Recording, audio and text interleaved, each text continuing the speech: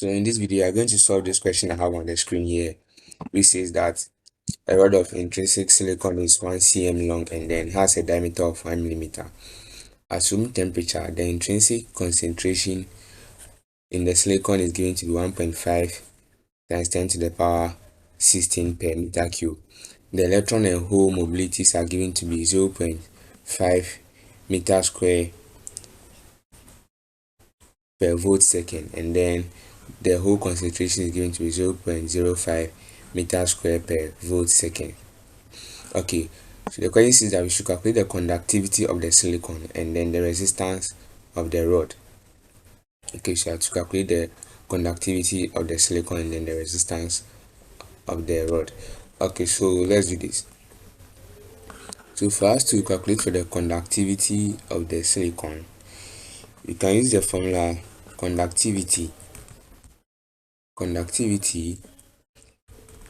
me write this down. Okay, so you can use the formula conductivity. Conductivity, okay, equals, okay, so let's use this formula. Intrinsic concentration, that's Ni, okay, multiplied by the electron mobility plus the hole mobility, that's mu sub E plus hole mobility, which is also mu sub H, okay, multiplied by the electron charge, all this multiplied by the electron charge E. So this is the formula that we have to use to find the conductivity. Okay, so let's go back to the question and then look at the given data. So from the question, you are given intrinsic concentration, which is this Ni here. So this is the intrinsic concentration, and that's given here. So Ni is given to be 1.5 times 10 to the power 16. So that will be equal to 1.5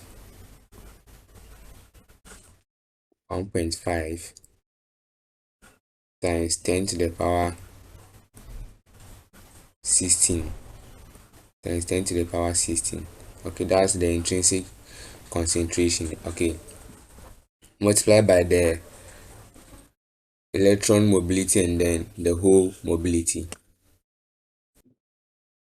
Okay, so the electron mobility was given to be 0.13 meter square per volt second. So that's into bracket 0.13, okay, plus the hole mobility, which is also 0.05 meter square per volt second. So that's 0.05. Okay, bracket close. All this multiplied by the electron charge, and the electron charge here is a constant, okay, which has a value of E equals,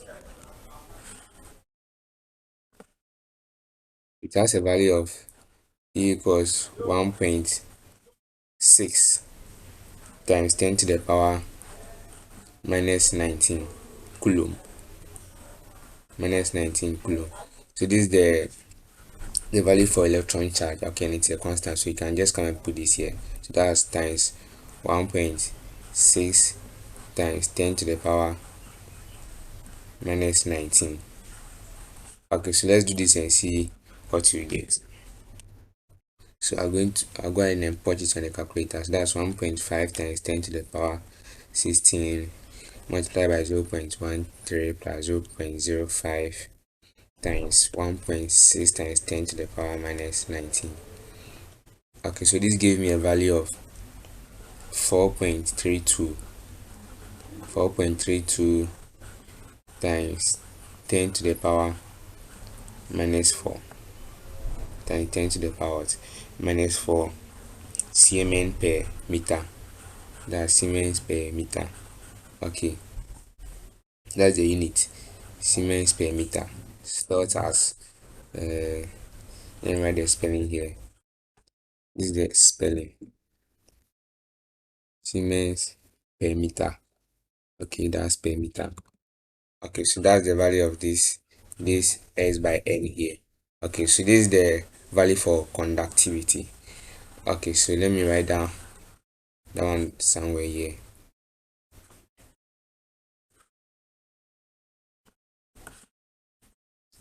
Okay, so we got conductivity to be equal to 4.32 times 10 to the power minus 4 Siemens per meter. Okay, we are going to need this. That's why I wrote it there. Okay, we are going to need it again. Alright, so now let's move on to the second part of the question. Let's do the second part of the question. Okay. So now the second part is that what we should calculate for the resistance of the rod. We should calculate for the resistance of the rod. So for the resistance, we can use the formula resistance equals the length of the rod divided by the conductivity. Okay, the conductivity is represented with this symbol here. Okay, conductivity times the area. So that's times the area. Okay, so this is what we need now. Alright, but we know the length already. The length is given to be 1 centimeter long. Okay, so that's 1 centimeter, which is 1 times 10 to the power minus 2. Okay, that's the length, and then divided by the conductivity. Okay, we found conductivity to be equal to 4.32 times 10 to the power minus 4.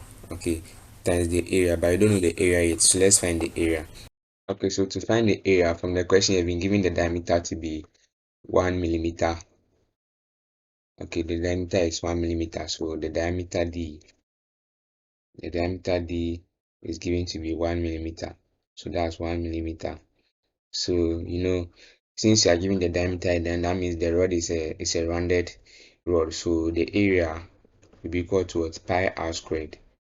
The area will be equal to pi r squared. Okay, all right. So for us to be able to find this area, we need what? The diameter, and the diameter is given to 1 millimeter. So the area will be half of the diameter. So that would be 1 millimeter divided by 2. So that would be equal to 0.5 millimeter.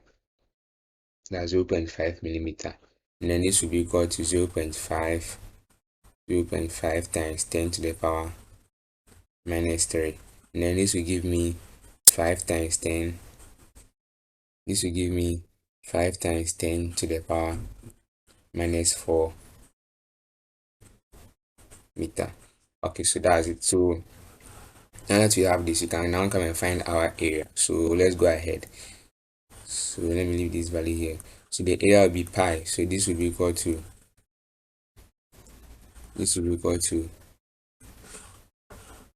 pi, okay, times 5 times 10 to the power minus 4 squared. So let's see what we get for this. So pi times 5 times 10 to the power minus 4 squared.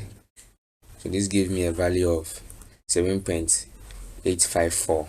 Okay, 7.854 times 10 to the power minus 7 meter squared.